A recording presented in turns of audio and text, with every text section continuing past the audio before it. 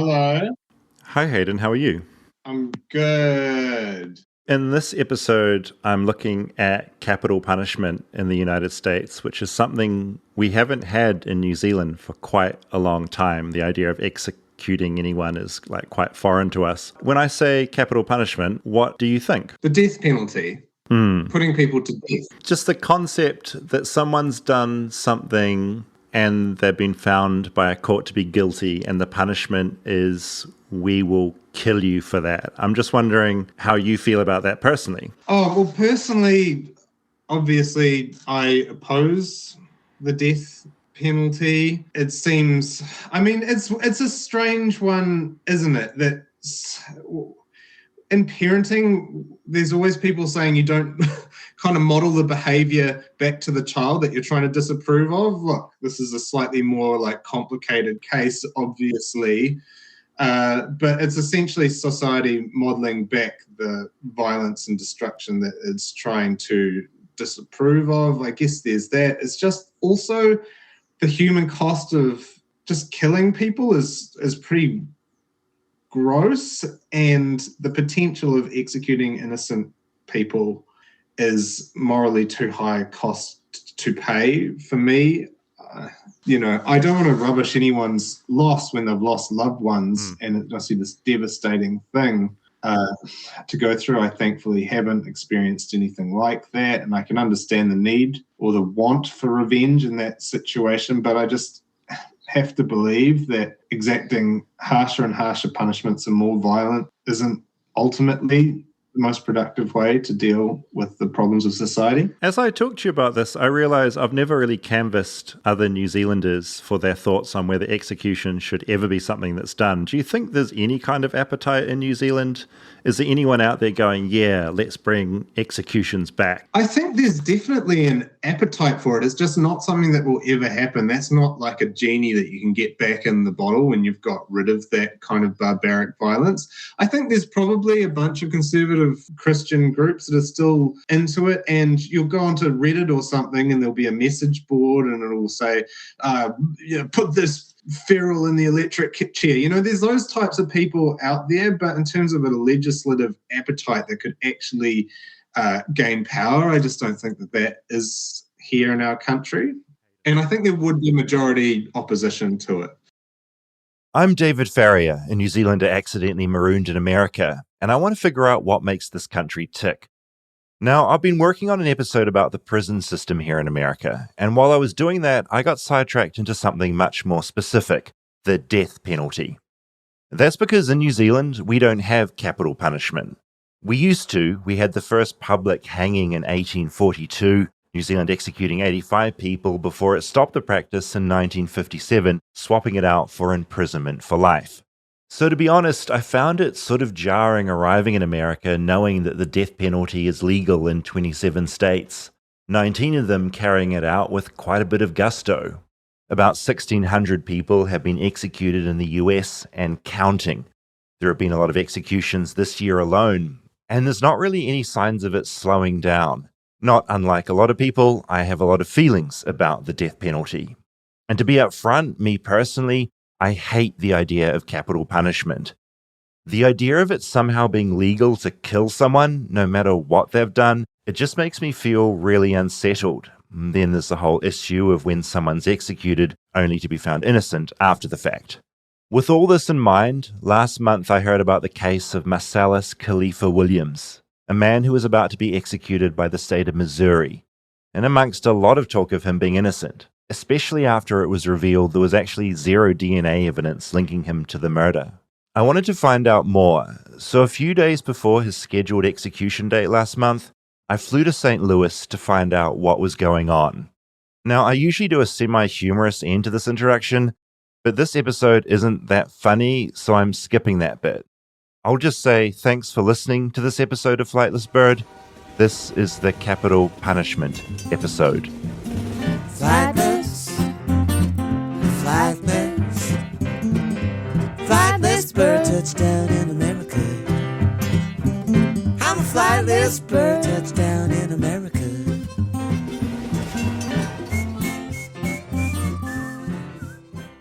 I just realized, listening back to that intro now, that it's such a happy theme song to throw into. Real tonal shift. So I'm going to leave out the joking, but here's a really fun theme song with a little toot, toot, toot train. Yep.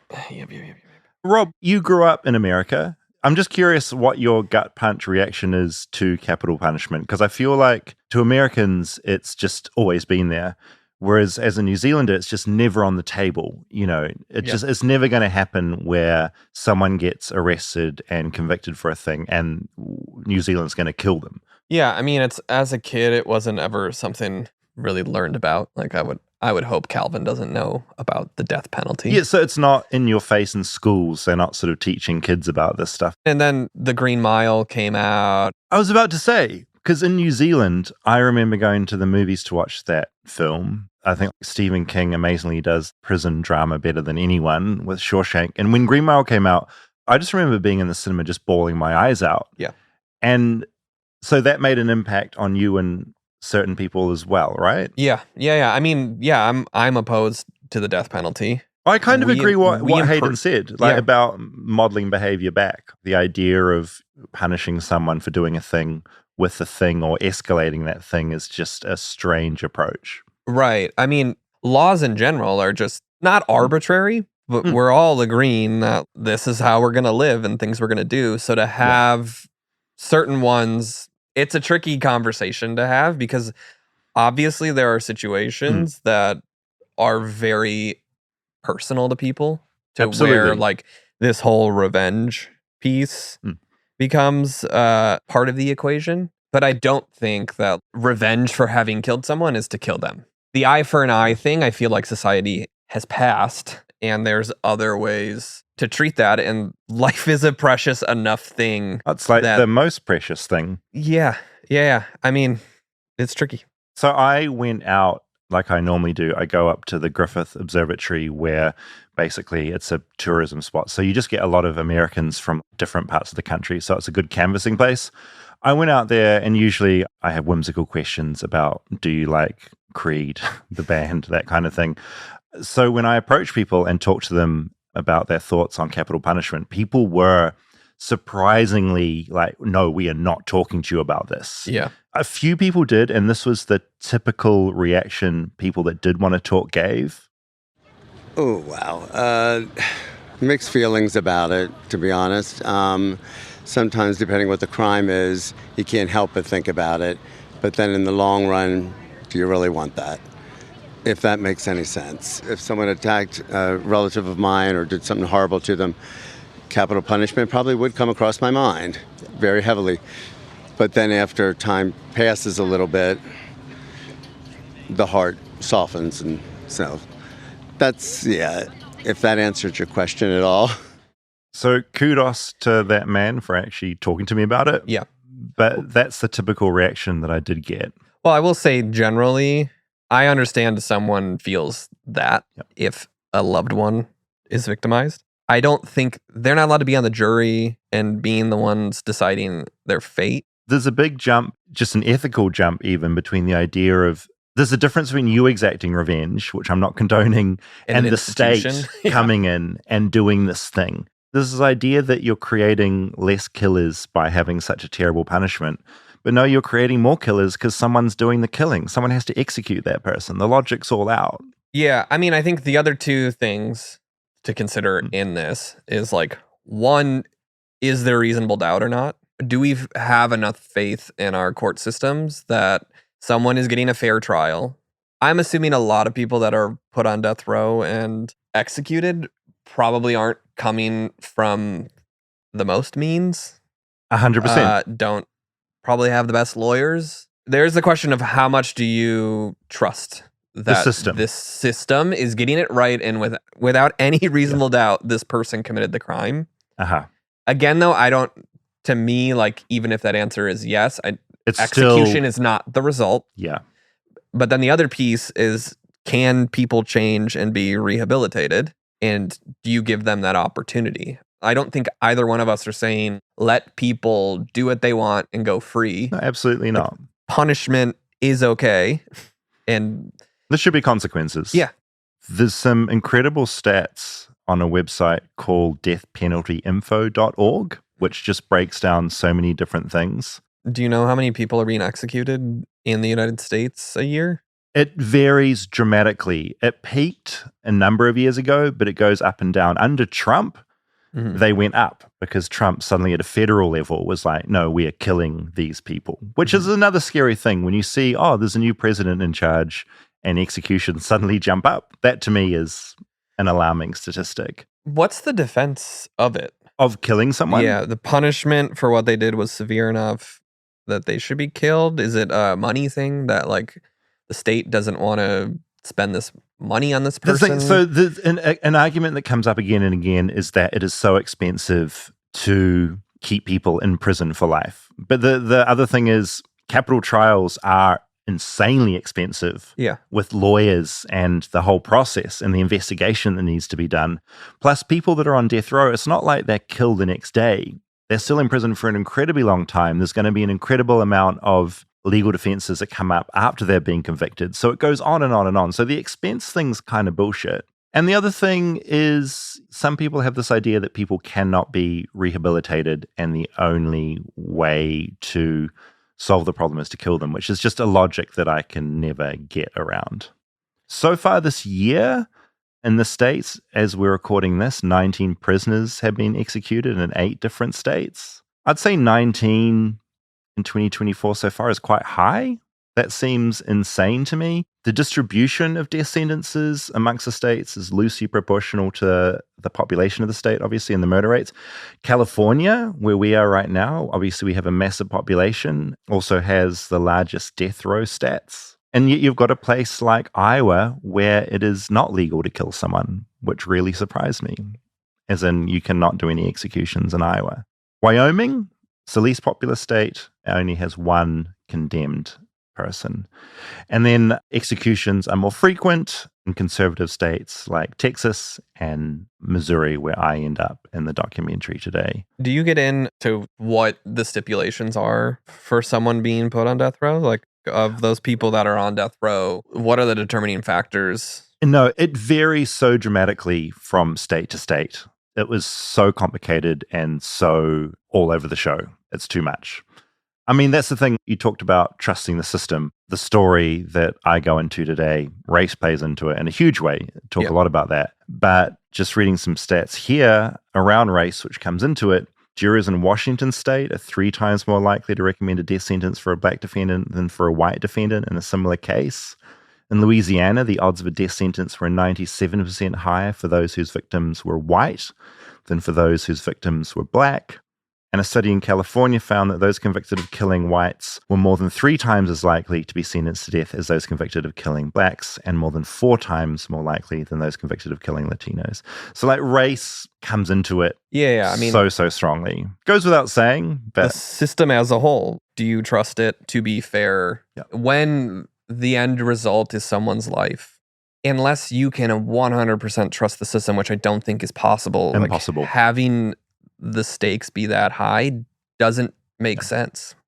There's another thing that I don't get into heavily today, and John Oliver's covered it. He's had about 3 different segments on his show about the death penalty, but it gets incredibly shocking when you look at the methodology. In the history of America, America's done everything from hanging people to like literally executing them by putting weights on them, like until they pass away from like having too much weight on their body. People have been drawn and quartered.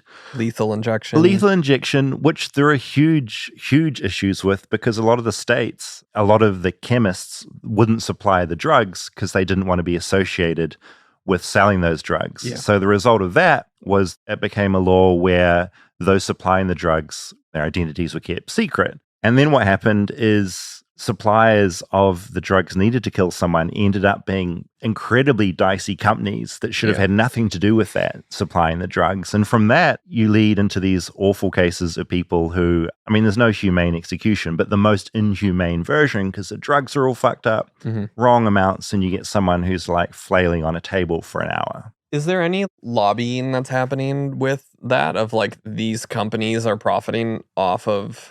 Oh, so much. Yeah, I mean... And that's why they're pushing... Because it seems to be the same with a lot of other laws, that like it's not people's fundamental belief in this thing, but it's that these other large groups are able to profit off of it. So they're pushing and lobbying for it. I mean, 100%. There's so much money to be made from this, and there is so much of that involved, and it's all horrible and awful, and I hate it. Just quickly zooming out internationally, 53 countries execute people. There's mostly in Asia and Africa. There's none in Europe except Russia and Belarus. So it's not like America is the only country that has capital punishment, but America just, I think, gets behind it with like a lot of gusto. How extreme is it? Because, I mean, there are also places around the world that are doing public hangings still. So obviously on the spectrum of extreme or not, where do we fall within that? And just the sheer numbers of executions by countries that do allow it. Let me bring up that stat right now. Letting you be the teacher on this. Oh no, look, you can't cover everything. Where does America sit in executions internationally? Okay, so I'm back on deathpenaltyinfo.org, which is a incredible but also incredibly depressing site.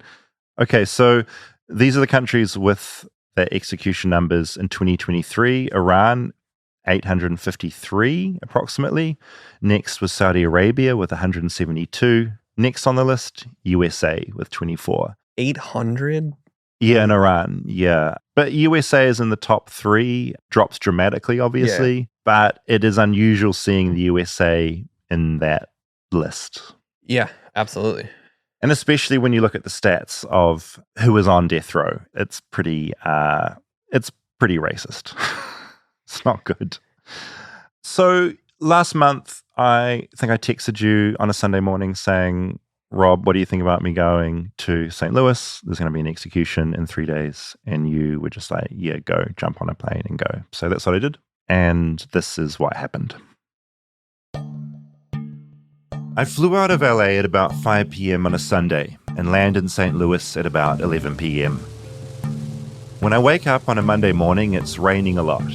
And lodged in the front of my mind is the fact that tomorrow at 6 p.m. on September 24th, a 55-year-old black man called Marcellus Williams is going to be executed. It's so wet and grey. I'd made this trip last minute, so I didn't have a big plan in my mind before going to the capital, which is a 2-hour drive west in Jefferson City, and just sort of canvassing any protests or chaos going on. Last night, I'd haphazardly emailed a few organizations, lawyers, and state reps in the hopes someone might get back to me with an interview. In the meantime, I tried to catch up on the case. Back in 1998, Leisha Gale, a local newspaper journalist, was stabbed over 40 times with a kitchen knife after someone broke into her home. Marcellus Williams was convicted and sentenced for her murder in 2001. But here's the thing. Marcellus has always maintained he's innocent. No DNA evidence linked him to the crime. Not only this, but over the last few months, the current St. Louis County prosecutor has said the execution should be called off. That's not exactly normal prosecutor behavior unless something is badly out of whack. On top of this, the victim's family has also been pushing for clemency, saying that they define closure as Marcellus being allowed to live. Marcellus's execution is not necessary. From what I could tell, no one really wanted Marcellus to die, except one man who really wanted him to die, Missouri Governor Mike Parson. This is the information I have buzzing around in my head as my phone starts ringing. We're here at our lobbyist office hanging around. Elise Max has gotten back to me. She's the co-director of Missourians to Abolish the death penalty. As you can tell from the name, her and her organization are against the death penalty and have been actively campaigning for Marcellus to live. A few hours ago, Missouri's Supreme Court heard arguments from Marcellus's legal team, as well as the prosecuting attorney, who made it very clear that the prior administration had made some pretty major errors in the case. Court was like 30 minutes. They adjourned. We're kind of staying close by in case they issue something. It likely won't be from the bench. It'll likely be electronically. But there are supporters around. It's pretty rainy, so we're in an office kind of across the street. Are you wanting to do some interviews today? I figure while I wait to find out how Missouri's Supreme Court rules, I might as well go hang out with some activists. Let me text you the address we're at. It's right across from the Capitol. Elise and her colleagues have set up shop in a small office nearby. So there I meet Elise, Shai Kay, Sheena, Jess, and Michelle. There's a flurry of excitement when I walk in as a huge pop star called Chappell Roan has just posted about the case. She's posted about it? Posted a story allegedly, and I missed it. I heard about it after the fact, yeah. Right now, Michelle Smith, the other co-director, is dealing with a fake Twitter account pretending to be Marcellus. Sometimes when people are executed or whatever issue that happens, and once it's over, people start putting out fake GoFundMes, which happens before. I'm afraid this page is going to do that. Because somebody in another comment was like, oh, he's on Twitter. I say he in prison and he ain't got no internet, so he's not on Twitter. Michelle has this very open, friendly face, her black hair streaked with red dye. She says she's tired. She worked through 4 executions last year and says there have been 2 this year already. And as we sit here today, I've just got here, it's about 1 o'clock. How is everything going in your world and just in regards to Mr. Williams, because we're in the middle of everything? Well, it's a lot of waiting and standing still, honestly, but then there's a lot of other moving parts as well, right? We're getting calls, requests for different things, etc. So some things are moving, but then, of course, with the court process, we're kind of in a waiting mode. Right now, she's not feeling all that great about how court went this morning.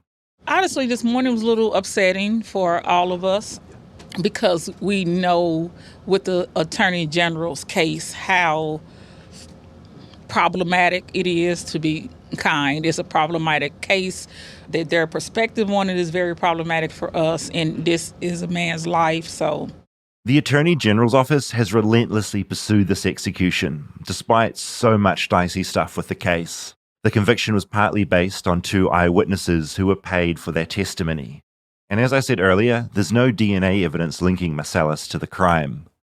And the current county prosecuting attorney admits big errors were made by the prosecutors back in 2001, including mishandling the knife and excluding black jurors from the jury pool.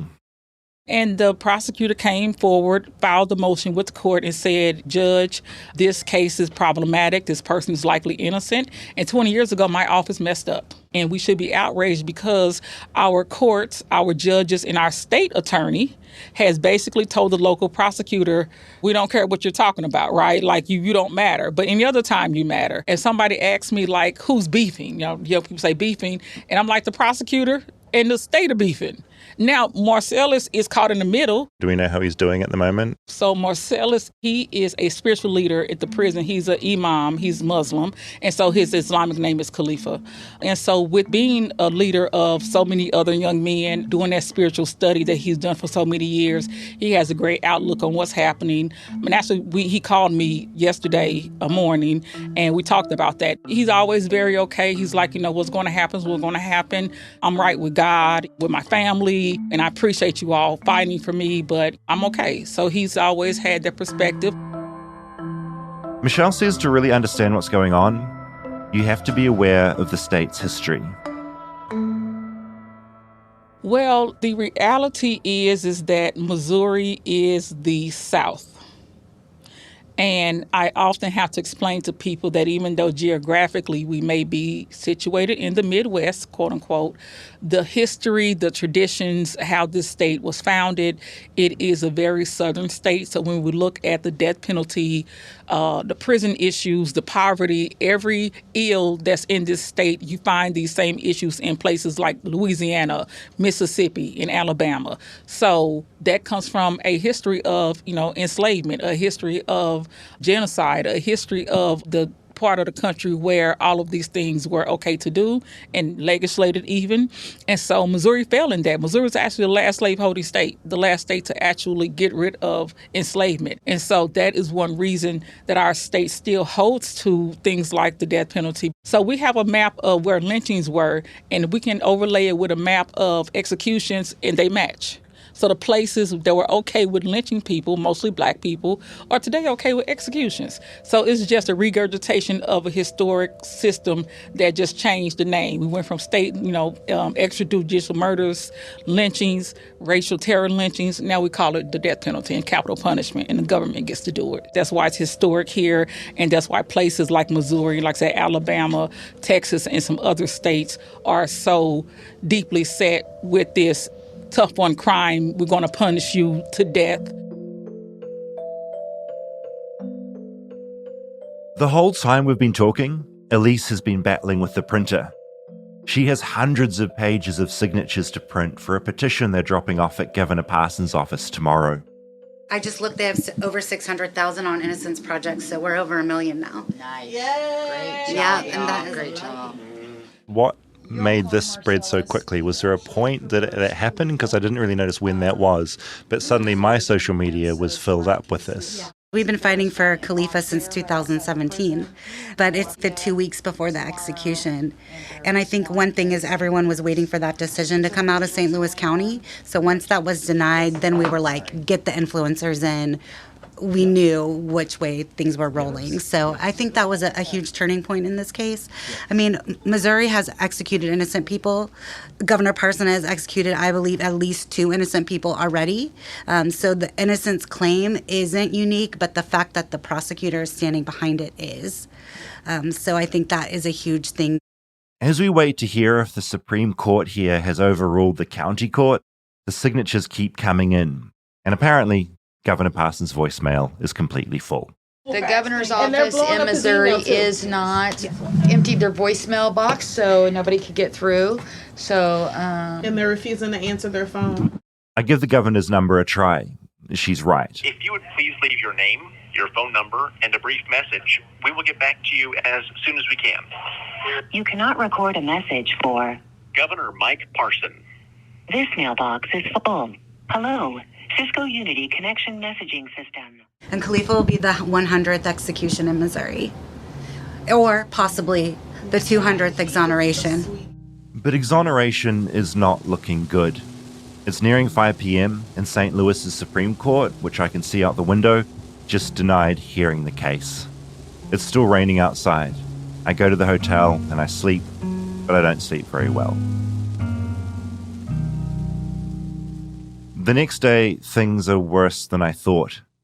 Marcellus is due to be executed tonight, and as well as yesterday's Supreme Court decision, Governor Parson has also directly said he will not grant Marcellus clemency. Obviously, the news yesterday isn't what you wanted to hear at all. I feel it was all what you thought might happen just because of the nature of the system. But can you just take me through what that was like in here yesterday? Yesterday was pretty rough. Governor Parson and the Missouri Supreme Court came out about the same time, that about 5 p.m. clemency was denied. And I think that we are in power through mode. I mean, we were certainly emotional. There were definitely tears. There have been tears here all day. But yeah, it was just kind of like it's go time. And now that the governor has definitely denied clemency, I think that means that we can talk about next steps. I mean, we walk on really thin ice while decisions are being made. But now I'm seeing like our partners on social media are explicitly calling him out for being a murderer, for being racist, and it's time just to talk truth. Looking online, I'm not even sure Elise has to call for this. People online are angry. There's plenty of talk of racism going on already. Meanwhile, new signatures for the petition have come in, including a lot from the Innocence Project, a legal team that helps death row inmates. We've got about 4 hours before the petition drop, and I just received about 900,000 signatures from the Innocence Project. We are trying to make sure the governor knows just how huge this is. People have been signing this petition since 2017. That's how long we've been trying to save this life. I know it's getting a lot of attention in the last couple of days, and we've gotten a lot of signatures in the last couple of days, but I like that this document we're printing shows like the history and how deeply invested our state is in saving a life. Is there any scenario that could happen where his fate is changed tonight, like all the legal things exhausted? Is there any possibility that things could change in a best case scenario for you? So there are 2 filings in the United States Supreme Court. We're going to watch those closely. So there is still a court route. The clemency decision are words out of the governor's mouth. He can change his mind. He can call the red phone next to the gurney at any moment. And in 2017, Khaliifah was on the gurney when the stay happened. This is the third execution. I don't know if this is the third time he's been scheduled to be executed. And the last time it came within hours. And so he has always maintained, his poise because he's a very settled person in his faith. And even after the court hearing in August, my phone rang a few hours later and it was him. He's like, I'm just calling to check on you. I'm like, well, you're the one, but that's how he's checking on you. Yes, he does that. His son was like, he did the same thing to me. He called me to make sure I was okay. It's 6 hours until Marcellus Khaliifah Williams will find himself strapped to a gurney again. Elise, Michelle and her team gather boxes and boxes of paper, hundreds of thousands of signatures, and make the 5-minute walk to the state capitol. I've never been inside one of these buildings before. Is that right? Yeah. They build them big. I passed through a security system, a bit like what you get in an airport. Sort of. Fun fact, you can concealed carry in this building if you have a concealed carry permit. That seems odd. It is odd. Apparently there was a big fight over it a few years back, the end result being that politicians can now open carry on the floor. Totally normal stuff in politics. Luckily, we haven't had any incidents. We had one person who tried to bring in an entire duffel bag of weaponry, and he was stopped. And then he tried to go through a side door, and he was stopped. I'm pleased about that. So, I'm here almost every day. I feel pretty safe, but I always keep in the back of my mind, there are a lot of armed people in this building. After security is a big, grand lobby. There are about 50 people gathered here, all here to show their support for Marcellus and their lack of support for the death penalty. There are also a bunch of journalists because this case has caught a lot of attention. Joe McLean is setting up his camera to film for tonight's news. How long have you been a journalist for? I've been working for 13 years now. First for a local station, then for another local station in Florida. I teach journalism at the University of Missouri. Now I run a news bureau that actually covers 5 TV stations. This whole time I've been in town, I've been embedded with activists who have been telling me how much they dislike Governor Parson. But I realize I don't really know all that much about him. I looked him up on Twitter, and he looks like most American politicians to me. He's old, white, a bit sickly looking, drooping like a plant that hasn't had enough water. The governor, who is not thus far giving clemency or anything like that, what's he like? What's he about? What's the feeling towards him? It's important to understand about this current governor. He is a former sheriff. So coming from law enforcement, that informs a little bit about his perspective. He is a big supporter of law enforcement. He is a big law enforcement guy. So that obviously informs a little bit about him. During his tenure, he has overseen 11 executions, and he has not stopped any of them. Now, again, defenders of the death penalty would argue that's just because our justice system rendered 10 capital punishment verdicts, and none of them had any problems for him. On the other hand, you could argue Governor Parson didn't intervene in the state execution. So whatever opinion you hold, it's a wide space between those two. I want more context, not about Governor Parson, but about the ground I'm currently standing on. So in Missouri, it's become a very, very conservative state with regards to the political electorate. We have a 2/3 Republican majority. Republicans are the Conservative Party. 2/3, that's a super majority. What that means is even if we had a Democratic governor who would veto something, it wouldn't matter because the legislature could effectively render his veto moot. So that's what a supermajority means. We have one of those in the House and in the Senate. So both chambers have Republican super majorities. So it's like Democrats don't control anything. That's how our state is right now. In this particular case that we're following now, there is serious questions about the establishment of guilt. Even though courts did render a guilty verdict, a jury did, There's questions about how evidence was handled. They're raising challenges there. Those challenges failed. There's questions about later DNA evidence that came forward after that wasn't conclusive enough to either exculpate him or inculpate somebody else. So that didn't really help.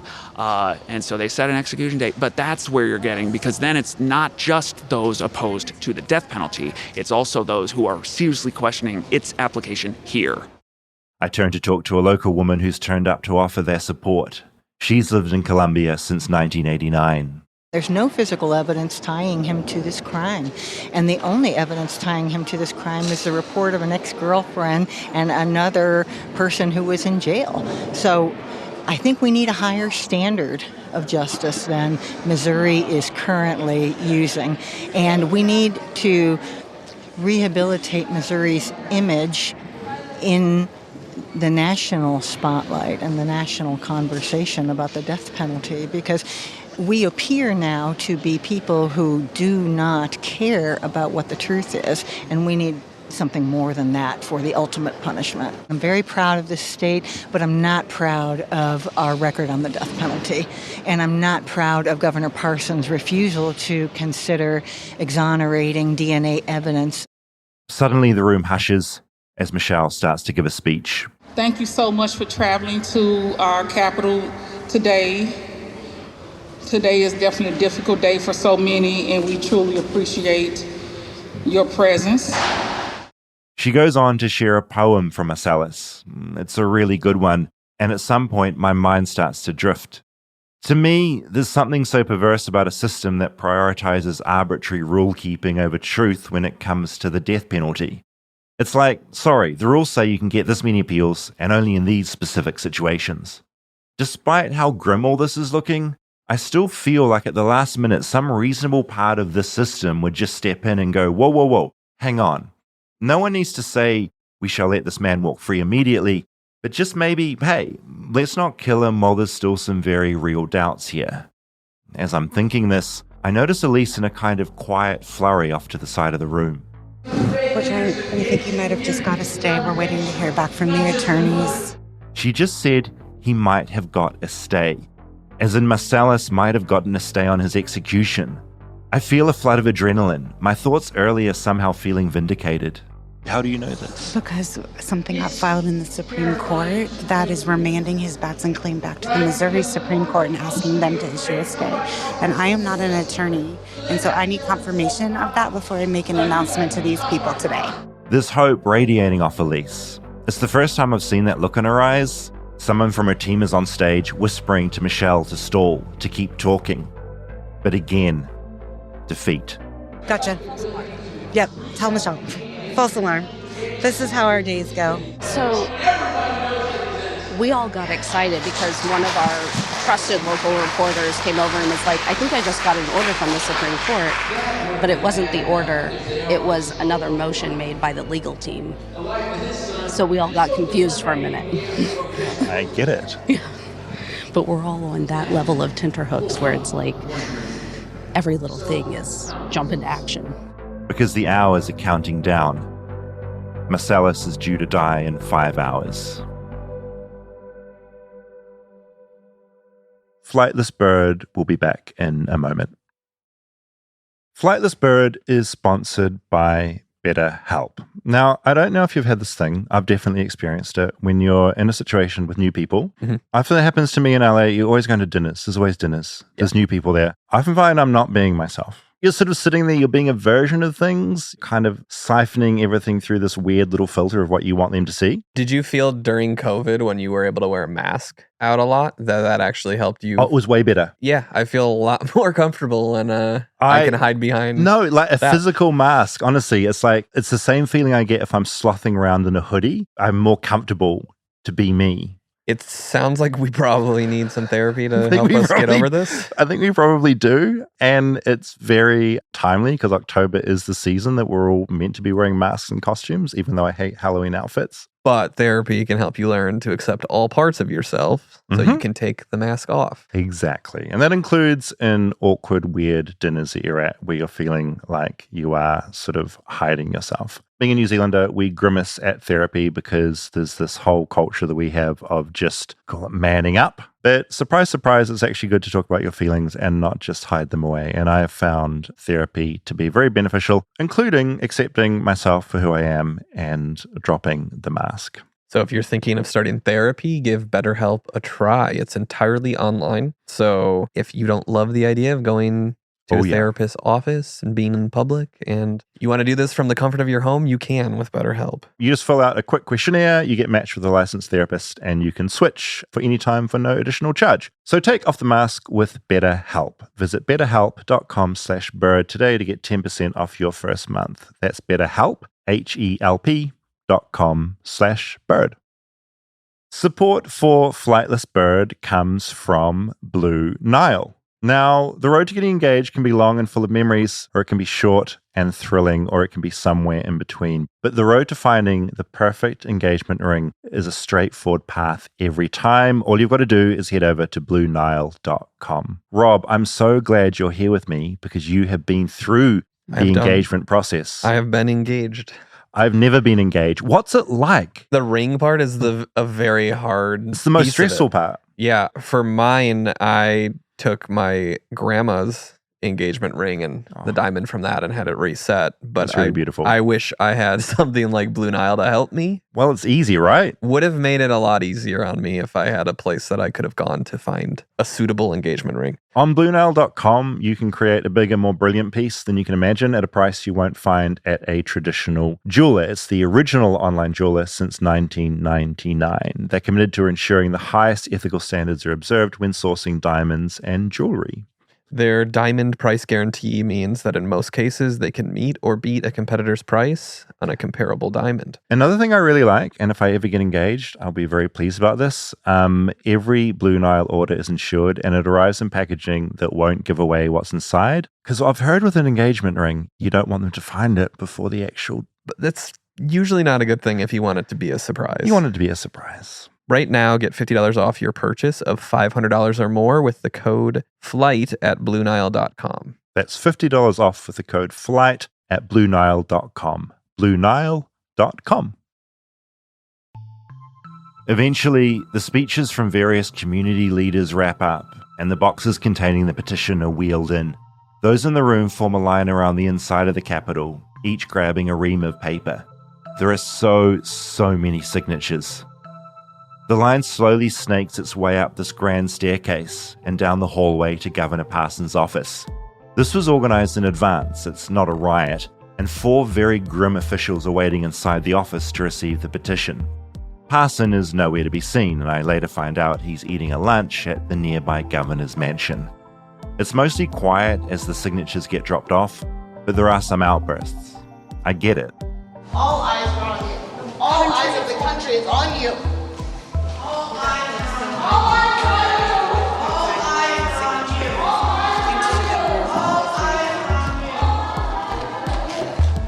4 hours and 5 minutes.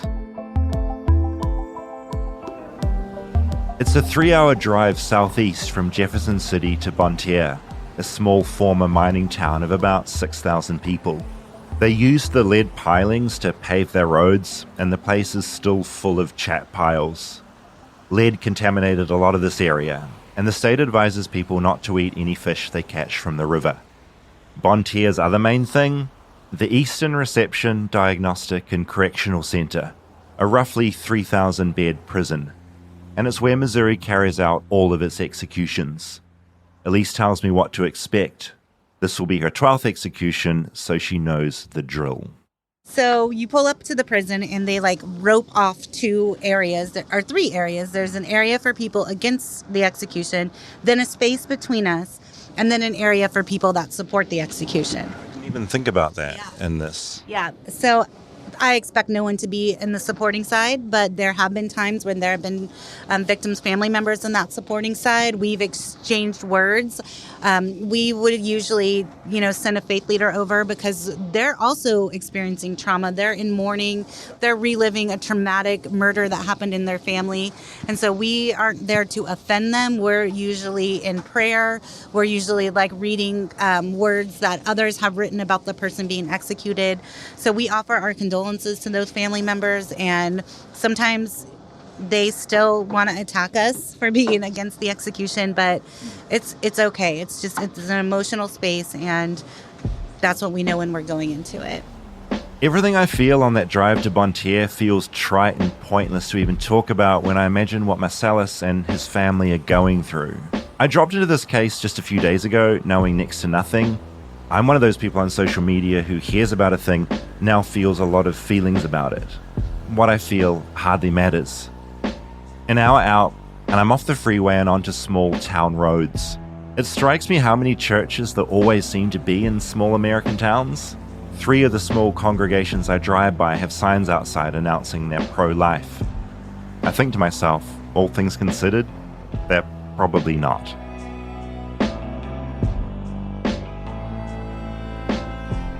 As I pull into a grassed-off area outside Bonne Terre Correctional Centre, I'm greeted by 7 men and 1 woman in camo gear and black bulletproof vests.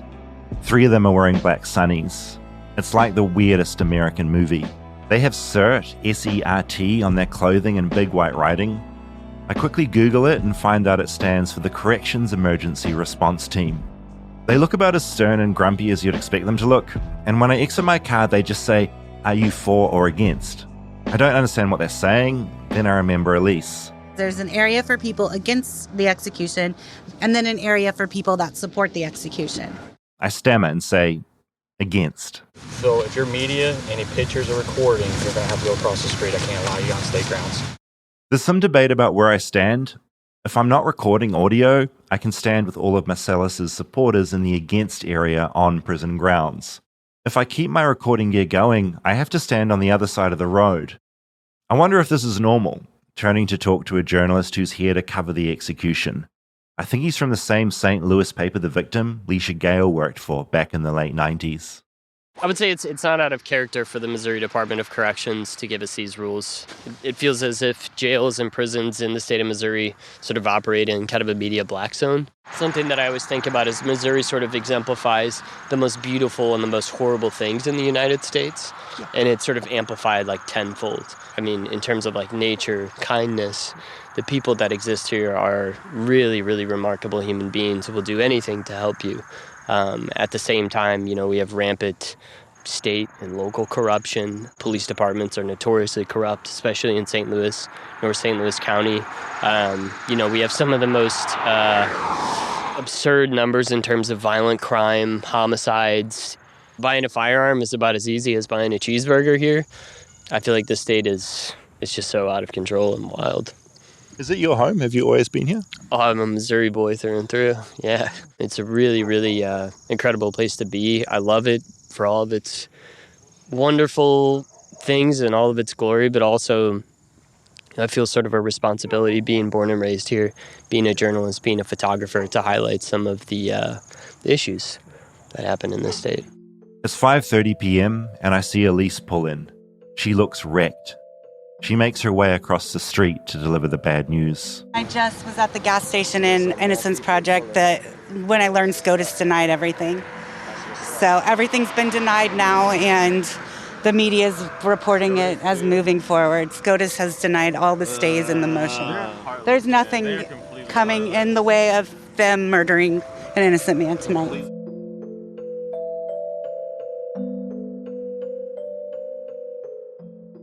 Back in 2017, Marcellus was in the same position, strapped down the end near. A phone call, a stay, saved his life. This time, that's not going to happen. There are about 5 people with me on the roadside, all black, all pissed. 2 years ago, there was another gentleman that got put to death. The messed up part about Missouri is that it's almost like commonplace. Man, I am not an emotional person, but how can that be? Mm-hmm. How can that be, man? How you gonna take somebody's life, man, that you unsure of?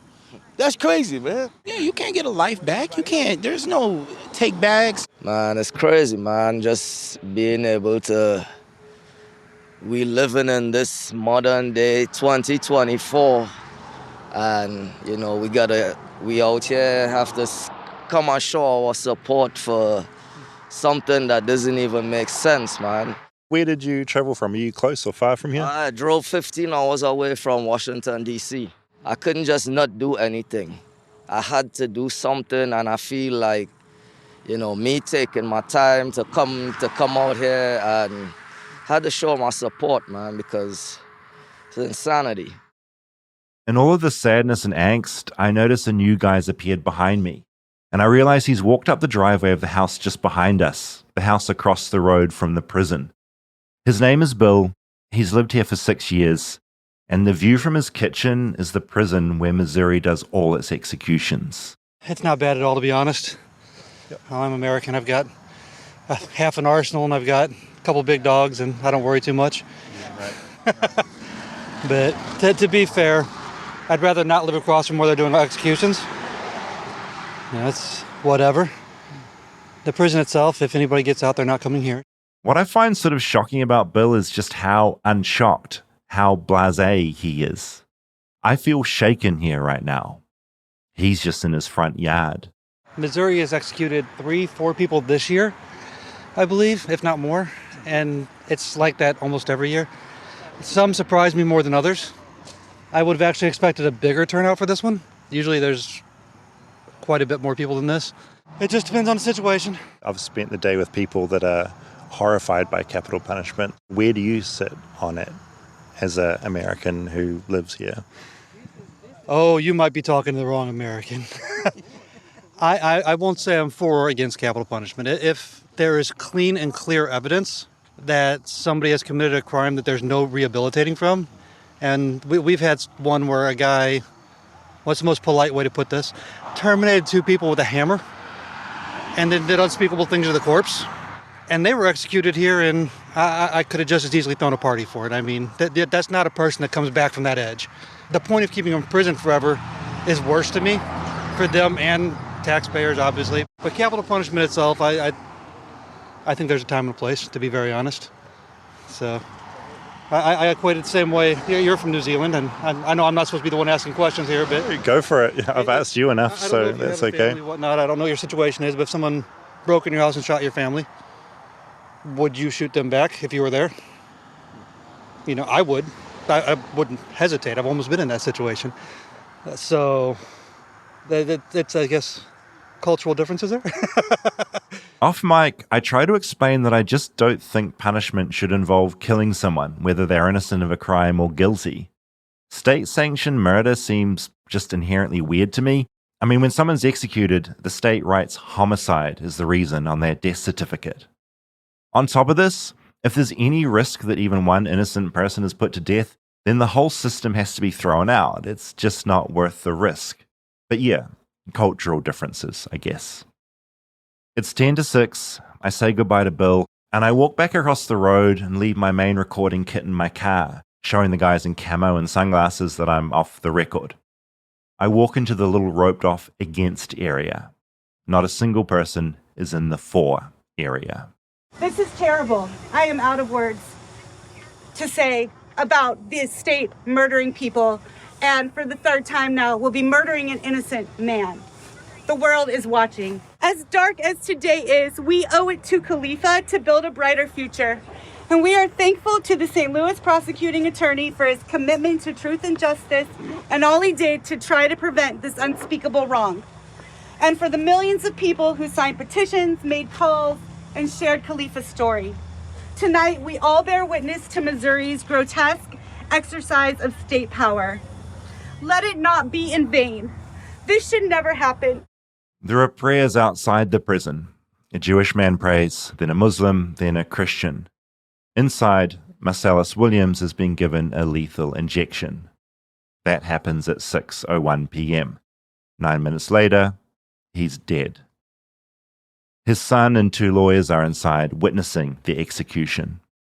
It's been grey all day, but now somehow the skies turn deep purple and red. Afterwards, Elise says the sky always seems to do crazy shit when someone's executed. I can almost remember every moon after every execution and the colors of them, and yeah. To my count, about 90 people gathered to mark the passing of Marcellus Williams. By 7 p.m., most of them have moved on. I think many just wanted to get the fuck out of Bonne Terre. I know I do. I'm about to leave when I notice a big guy has joined those of us that remain. He stops and clocks my accent. Where you from? I'm from New Zealand. And I realize it's Marcellus Williams Jr., who just watched his father die. I have no words, so I just shut up and let him talk. My father was an intelligent man, a beautiful man, and I love him, right? So this is what he wanted from me. I done did things in my life that I wasn't too proud of, but my dad's last wishes, he wanted me to move forward in a positive space. So that's what I'm doing. It's easy for me, I'm telling you, to be irate, irrational, upset, and it's so easy for me to strike up a mini militia, but I'm not going to do that. That's not what we need right now. We need to come together and, just push for peace, and just use this situation as our tool to go forward and live a better life. So we won't have to go through things like this, and also to combat any wrongful convictions and injustices, because, like I said, they get it wrong too many times. Overall, like I said before, at this point, I'm just following my dad's wishes and trying to push for peace, man. I don't really want to, indulge too much into the whole thing, but, man, I just want everybody oh, you a father? I'm not. I have 4 amazing nieces. Okay, so you're a father figure. When you go back home, hug your nieces, kiss your nieces, buy them something nice. You know what I'm saying? Because family is the most important thing. And the peace of mind just got murdered for something he didn't do, clearly innocent. But I got to keep going for the rest of my family and my son. So, that's really all I got to say, man. I appreciate y'all coming out supporting, but thank you so much. It ain't gonna put a stain on my heart with what just happened. You know what I'm saying? Because I know what my dad wanted. So we're gonna honor that. It was a lot. Yeah, heavy one. His poise was unbelievable. It was insane to me. In the execution chamber, you've got his lawyer, you had his son who I spoke to, and I think there was also one journalist. They sort of witnessed that, because I need to check that this thing happens in a way that is semi-humane. But I found it, I don't know if I can quite summarize this properly, but the fact that Marcellus had already been through this, so he'd been strapped down back in 2017, his stay happened in that room. So he had to live from 2017 till now knowing this was coming again. And it's almost like the idea that hope is right there. I just can't get over that feeling of he is a bigger person than me. He sounds, for all intents and purposes, he was at peace. But I would just be in there going, fuck, is that going to happen again? Yeah. It's just the worst thing I can even begin to imagine. Yeah, I mean, the whole thing is absurd. And the fact that he was still being considered a danger to society and needed to be executed, he was the most peaceful about it. All the talk of violence was from anyone else but him. Yeah. That's the thing. Even in my mind, the fact that there's any doubt. Well, the fact that the family was like, we don't want this. Family of the victim. The prosecutor is saying that there are issues with this. The fact that the system doesn't stop any of that, and that it's up to one person to call the little red phone in the room next to him.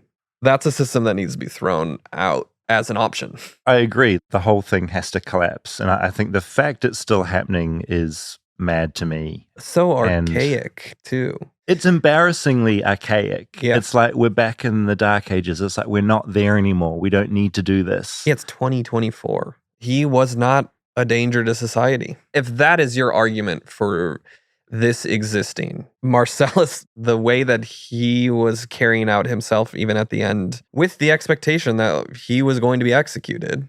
Yeah, he's in the position to be the most angry and the most violent against what's about to happen to him. Yet he's a spiritual leader at the prison. He's providing to the community. He's giving back. And yeah, for the argument to be that he needs to pay for a crime and that leaving him alive would be a danger. I can't reiterate in this particular case the prosecutor saying, don't do this. Because, there's certain cases, obviously, where And again, I think whether people are guilty or not, they shouldn't be executed. But if you want a case where it's so clearly dicey, like this is the one. But in saying that, if you go to the Innocence Project, they're a team of lawyers. They rely on donations and they go legally into bat. The people I hang out with were all about grassroots, petitions and movements and that kind of thing. Innocence Project is sort of the legal arm.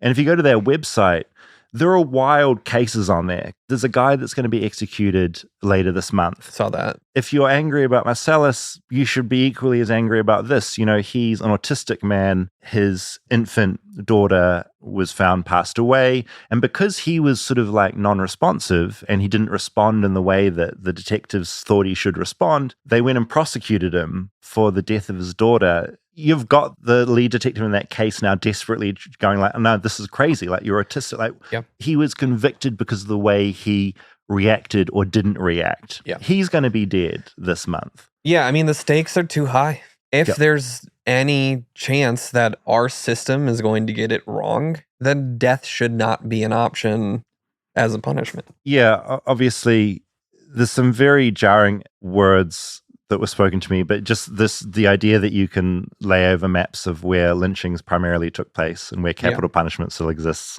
The fact that stuff aligns, I think, says all of it. Yeah. I mean, the idea of driving to that prison and seeing these conservative signs for pro-life and anti-abortion. If that was in a TV show, I'd say the writers, you've gone overboard, tone it back. This is too much.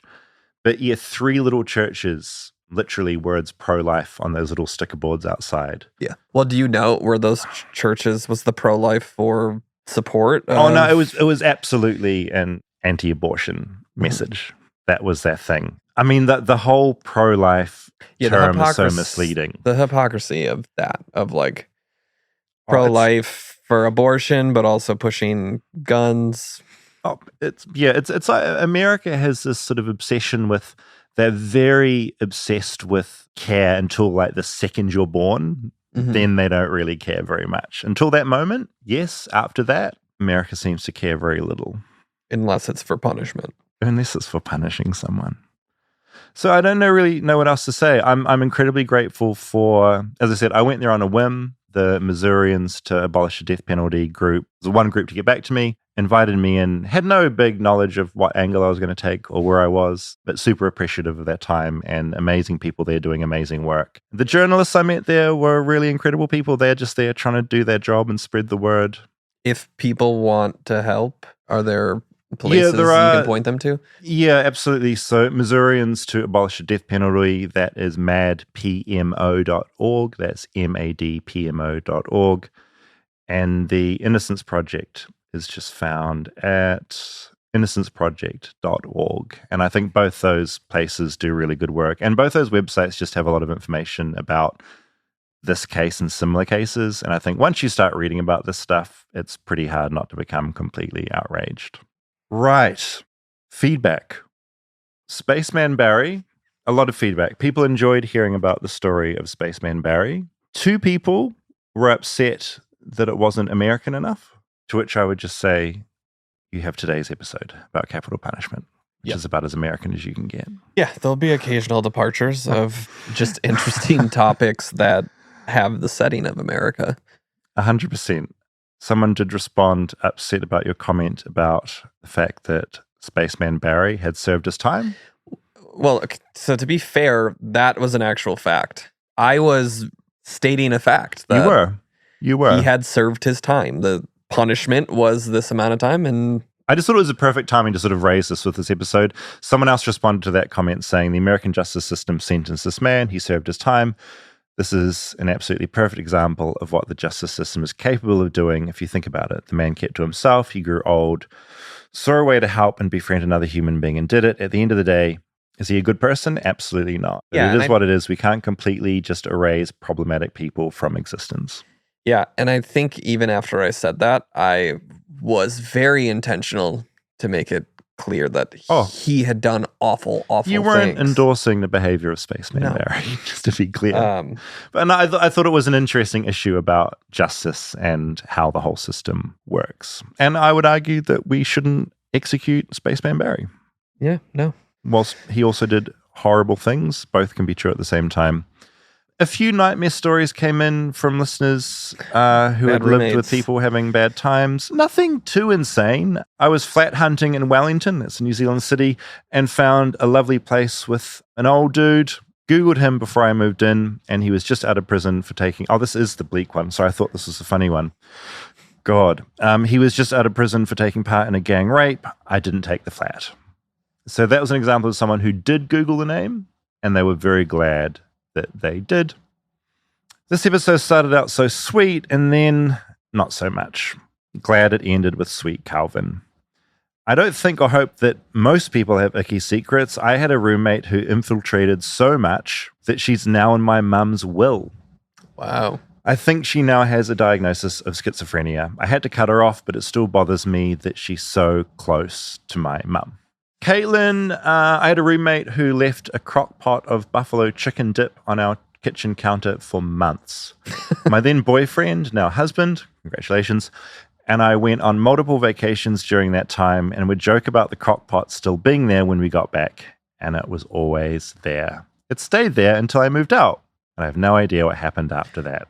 Are you tidy in the kitchen? Or are you not cooking that much? I'm not cooking that much. I am tidy in the kitchen. My worst sin is maybe soaking some dishes for half a day and then cleaning them and putting them away. That's not bad. I've had roommates that are worse. You can't have old food out.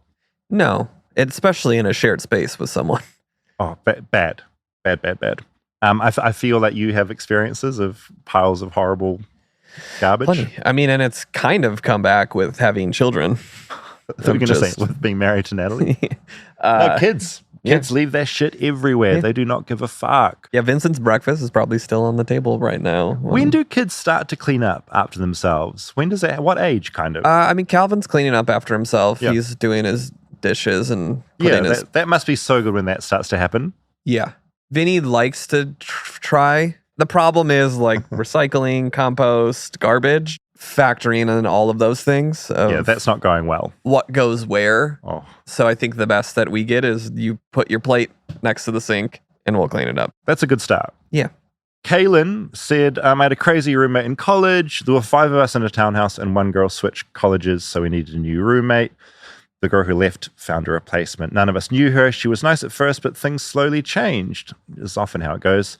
She eventually grew to be very angry towards me in particular. I'm a pretty chill roommate, so it didn't make sense to me. It got to the point where she had threatened me openly. I went to our landlord to try and get out of my lease and showed them the texts and documented events, and they said it didn't matter. It eventually grew to death threats and her trying to destroy the things in my room. I moved out and she'd still stalk me around campus. In the end, when I moved out, she said she'd take a shit all over my room. I locked the door to the room up to moving out and have no idea what happened after. Elaine said, just in regards to the Spaceman Barry story specifically, Noah feels disconcerted as he did not recognize Barry as a predator. But Noah was not Barry prey. Many women and girls understand what it's like to be seen as prey. You can get a sense that you're being targeted and you're being seen as a thing to be used. You can therefore view somebody very differently than a person who is not prey. And I just think that's a really good, valid observation in that. Context is everything. Yeah, I think this is why many men don't see fellow men for what they really are and what things they're capable of doing, because they've never been treated as prey by those men and therefore can't understand what they're capable of. Yeah, there were a lot of comments that came in. The concept of the comment before last of being paired with someone in college, and a lot of times it's just a random other student completely that you're gonna be out of your thrown in a little bedroom with a dorm with 2 twin beds. That's a recipe. Yeah, I mean, it can either go wonderfully well or terribly bad, a bit in between. But the chances of it being a perfect run is going to be low. It's hard even when you're like picking your partner that you will end up being able to cohabitate a place peacefully. Did you have like college roommates? Did you do that whole thing? No, I never lived on a campus. So, I mean, my roommates that I told you about, those were around college times. Yeah, right. One final comment just came in just now. Spaceman Barry is my favorite to date. Well done to you and Rob. It's a perfect encapsulation Thank you. Of the complexities that are woven into the experience of being human, too often in modern American society, we view ethical questions or complicated issues as binary, when that is, of course, not at all the nuanced reality. I listened with tears in my eyes and know this episode and these people will stay with me for a long time. I thought that was a really beautiful bit of feedback. I think those are the stories and the sides of America that we're striving to tell on this Absolutely. show. The gray spaces in between. Yeah, it's not a black and white. It's not a black and thing. white universe, and it's definitely not a black and white country. And it's just going to evoke conversations. Like every single person that I've told that to since we recorded it, people have strong feelings one way or the other. And, absolutely. And just being able to have those conversations about it is a fun exercise. Oh, exactly. It's a mental exercise to go through about, what was the right thing to do. I had a friend I told that, and she was like, no, that person should not be allowed to sort of function in society at all. Is never redeemable. That's a life imprisonment thing. Right. My dad volunteers at prisons, and he religious. He goes and teaches and like juvenile centers, is mentors to kids that are having a hard time. And amazing. Everyone should be capable of being redeemed. Yeah. And have that opportunity. Yes. Although, in regards to Spaceman Barry, I just remembered Noah also texted me. I just remembered a Barry story. Since I recorded the podcast with him, a lot of Barry stories. Barry drove a white Oldsmobile Cutlass Sierra, probably like from 1992. It wouldn't pass a smog test because of bad gas odor. He had me check it out. I told him it's not the tank and it's definitely coming from under the hood, but I didn't really have time to address it for him. The next day, Barry soaks a rag in gas, puts it under the hood, and drives to a different place to get smog tested, and they pass it after finding the smelly rag. So Barry, deceitful. Yes. Could be deceitful. There were still those tendencies. More feedback keeps coming in about cruise ships. I've had quite a few people point out the fact that some people don't just go on a cruise for a week or a month. They are on there for decades. Whoa, what? There are certain people that just live on cruise ships. That's their life. Instead of living on land, they live on a cruise ship. They're cruise hopping then at that point? They buy out the cabin and they just stay there for years. This led me to a documentary by Lance Oppenheim. It's a short called Meet the Happiest Guy in the World. It's on YouTube. A guy called Mario. He says that nearly 20 years of non-stop cruise ship living have made him the happiest guy in the world. And the documentary explores that claim. That led me to a news story about a luxury cruise liner that's stranded in Belfast at the moment. It's been stranded there for 4 months. There are a couple of people on that cruise that have been on that cruise for years. They've finally left to set sail after being 4 months stranded, but they forgot to do some paperwork, so I had to turn back and then got stranded again. Do you want to explain how we got on cruise ships?